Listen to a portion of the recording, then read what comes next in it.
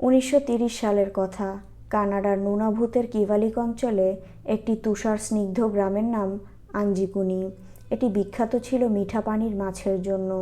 এই হ্রদের পাশেই এস্কিমো ইনটুইট সম্প্রদায়ের মানুষ জনবসতি গড়ে তোলে। মাছ ধরাই ছিল তাদের প্রধান পেশা। প্রায় 2000 মানুষের বসবাস ছিল এখানে।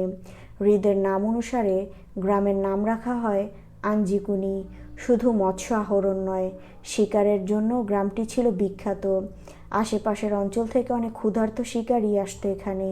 গ্রামের মানুষ অতিথিপরায়ণ হওয়ায় এখানে আসা শিকারীদের সাথে সখ্যতা গড়ে। হ্রদ থেকে মৎস্য আহরণ, সেই মাছ দিয়ে পরম উপাদেয় খাবার এবং চোলাই মদ ছিল এখানকার মানুষের প্রিয় খাবার। সকলের সাথে মিলেমিশে বেশ ভালোভাবেই দিন কাটাচ্ছিল আঞ্জিকুনি গ্রামবাসী। কিন্তু নভেম্বর মাসের এক রাতের মধ্যেই ঘটে এমন এক বিরল ঘটনা যা আজও পৃথিবীর পাতায় অমীমাংসিত রহস্য হয়ে রয়েছে। জো লেবল নামে এক কানাডিয়ান শিকারী প্রচণ্ড শীতের এক রাতে মদ্যপানের উদ্দেশ্যে যান আঞ্জিকুনি গ্রামে। এর আগেও তিনি বেশ কয়েকবার সেখানে গিয়েছিলেন। গ্রামের সব কিছুই তার বড় চেনা, কিন্তু এবার গ্রামের মুখে প্রবেশ করতেই সব কিছু তার কাছে অচেনা হয়ে ওঠে।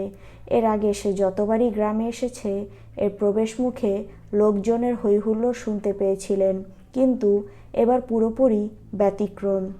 পূর্ণিমা রাত হওয়ায় পুরো গ্রাম তার কাছে দিনের আলোর মতো পরিষ্কার দেখাচ্ছিল। শুধু সে দেখতে পাচ্ছিল না গ্রামের চিরচেনা মানুষ, তার মধ্যে রহস্যের ডালপালা জড়ো হতে থাকে। সে গ্রামের মধ্যভাগে প্রবেশ করে। এরপর সে নাম ধরে গ্রামের বাসিন্দাদের ডাকতে থাকে, কিন্তু কোথাও কোনো সাড়া শব্দ নেই। উপান্তর না পেয়ে সে একটা ঘরের দরজা ধরে ঘরের মানুষদের ডাকতে থাকে।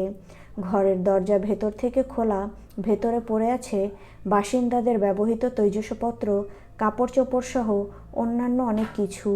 উনুনে পড়ে আছে অর্ধসেদ্ধ খাবার, কিন্তু ঘরের কোথাও কোনো মানুষ নেই। লেবল আরেকটি বাসায় গেলেন, সেখানেও একই অবস্থা। এভাবে কয়েকটি বাসায় যাওয়ার পর তিনি বুঝতে পারেন গ্রামে কিছু একটা ঘটেছে। পুরো গ্রাম মানবশূন্য। তৎক্ষণাৎ আতঙ্কিত হয়ে সেখান থেকে চলে যান তিনি। নিরাপদ স্থানে গিয়েই নিরাপত্তা বাহিনীর কাছে বার্তা পাঠান তিনি। পরদিন সকালে নিরাপত্তা বাহিনীর চৌকস অফিসাররা আঞ্জিকুনি গ্রামে যান। সেখানে গিয়ে তারা তন্ন তন্ন করে খুঁজেও কোনো মানুষের সন্ধান পায়নি। এর বদলে তারা যা পেল তা রীতিমতো ঘাবড়ে যাওয়ার মতো। গ্রামের এক কোণে যে কবরগুলো ছিল প্রত্যেকটি খোঁড়া অবস্থায় পড়ে আছে। কারা যেন কবরগুলো থেকে লাশ তুলে নিয়ে গেছে।